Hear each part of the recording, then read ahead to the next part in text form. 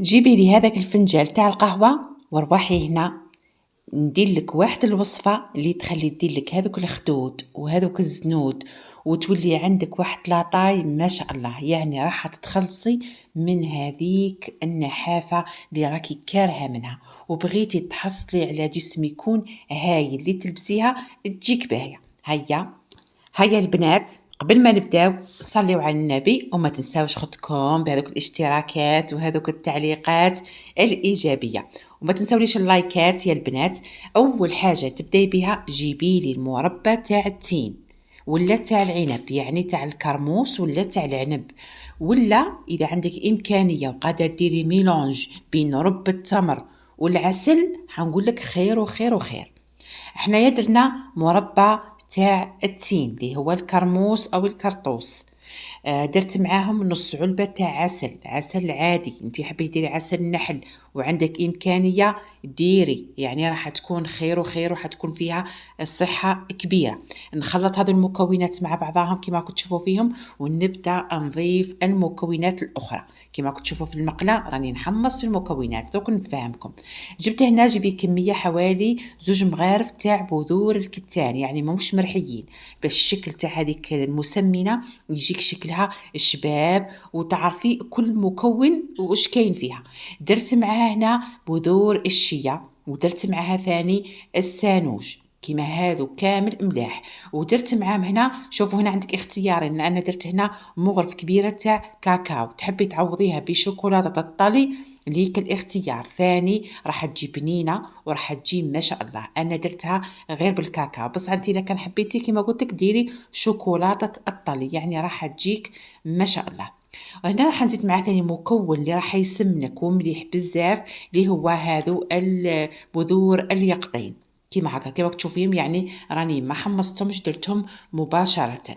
فهمتيني حبيبتي؟ نزيد نخلط كلش مع بعض وراح نجيب لك المكون الثاني الا وهو شو الكاس هذاك درت فيه شوفان، حوالي كاس تاع شوفان حمصته محمص ومرحي.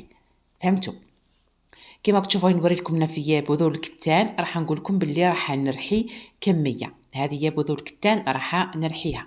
راني هنا رحيت بذور الكتان ورحيت بذور اليقطين ورحيت الجلجلان. ركزوا معايا مليح. شوفوا هنا واش درت. هنا تحبي ديري زيت الزيتون حوالي نص كاس تاع زيت الزيتون. انا كانوا عندي الزيوت هذو الصحيه قلت علاه لا نستغلهم. درت انا هذو الزيوت اللي دائما نجيبهم من عند معصره ابو القاسم. درت زيت اللوز ودرت زيت الفول السوداني ودرت زيت الجلجلان اللي هو زيت السمسم. وجيبي المكسرات اللي بغيتيها، بغيتي الكاوكاو بغيتي الجوز بغيتي اللوز بغيتي البيستاش، انتي مهم ديري تشكيله. انا درت هنا الا الجوز فقط، درت كميه هذه ودرت اللوز. انا هنا اللوز عندي مرحيت، هاي درت كميه تاع اللوز. وجبت هذاك الكاس تاع الشوفان اللي حمصته ورحيته وخلطته معاه. هنايا راني حنضيف المكونات اللي حمصتهم الا وهما بذور اليقطين بذور الكتان والجلجلان. رحيتهم وحمصتهم. تحبي ترحيهم قبل وترحي تحمصيهم قبل وترحيهم ولا العكس كيما كنت تشوفي هنا. هذو المكونات راني نزلتهم دوك راني راح نخلطهم باش نقول لكم البنه تاعها هايله. ما تنساوليش هذيك رشه الملح وما تنساوليش المغرف تاع الحمص. الحمص اللي نديرو به الكرانطيطه الحمص المرحي. وما ننساوش نص مغرف كبيره تاع الحلبه يعني ما شاء الله. يعني حاول تحبي ديري مغرف تحبي ديري نص، مهمه على حساب نتيا القوام كيف تحبي فيه الريحه بزاف ما فيش، هي من الاحسن ديري مغرف كبيره. وشوفي ثاني تخلطي كل هذه المكونات مع بعضهم ويعني شوفي القوام تاعها تجي بنينه تجي هايله تجي مغذيه وتجي ما شاء الله. ونقول لك كيف تاكليها.